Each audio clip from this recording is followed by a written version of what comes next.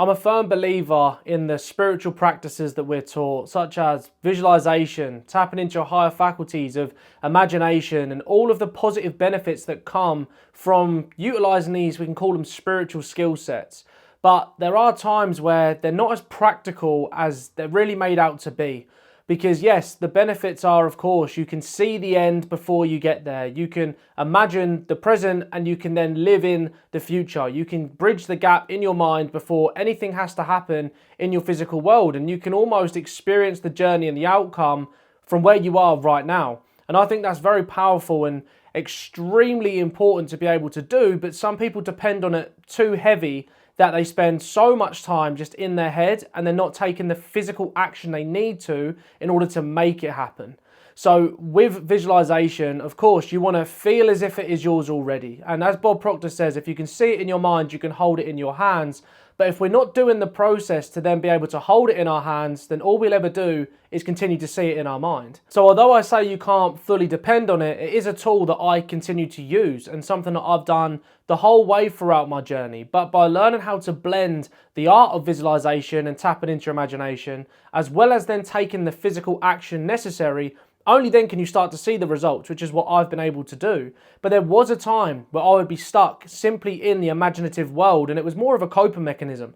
Because for me, I wanted to be in the end result. I didn't want to have to endure the journey. I didn't want to have to go through the setbacks. I didn't want to have to almost learn what happens in physical time. And also, I was so impatient that by imagining it, I could have it now.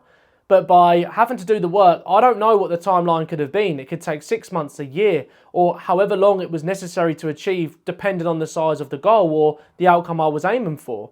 But where I used to get stuck in visualization, as time would go on, I would almost sit in it for so long that I would end up going backwards in my actual life, in real life, because I'm sat there idle. I'm not taking action, I'm not moving forward. So where I was using it almost as a way to supplement how I was feeling about my present, I wasn't really making any progress.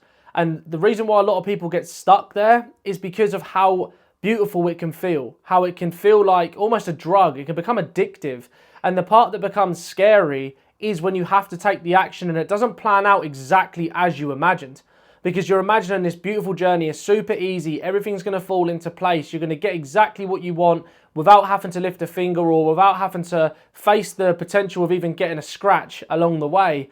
And when you realise that there's real life implications and challenges that happen in the journey, then it makes you wonder all of the, of course, the emotions that can come into it, the thoughts that can come into it of self-doubt, potential self-sabotage. We spoke about this stuff many, many times, but it always links in. So to put visualization into practical terms, it's almost the same as wanting to travel to a destination. So you'll put into the sat nav the end location where you want to reach, and you can visualize what's at the other end. It could be a holiday destination. It could simply be a long drive across the country. It could be anywhere. You could picture how much of a great time you're going to have when you get to a 5-star resort on the beach and the breakfast you have. You can think about it as much as you want, and you can have the trip planned and booked. You could be guaranteed to be going. But just thinking about it isn't enough to get you there. You still need to drive to the airport, get on the plane, fly on the plane, and then you get there, get on the transfer, whatever. There's a journey to get into the end destination.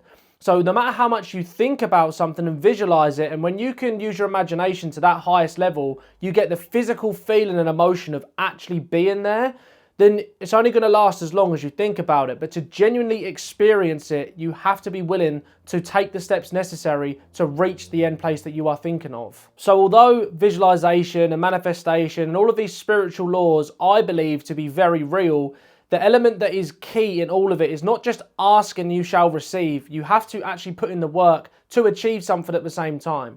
It's not just asking to withdraw from the universe. You have to also put in the work to show, one, that you are deserving of it, and two, that you are willing to go the distance to make it become real. Because if everybody just got everything they asked for, no matter who they was, no matter the effort they put in, people would say that's unfair.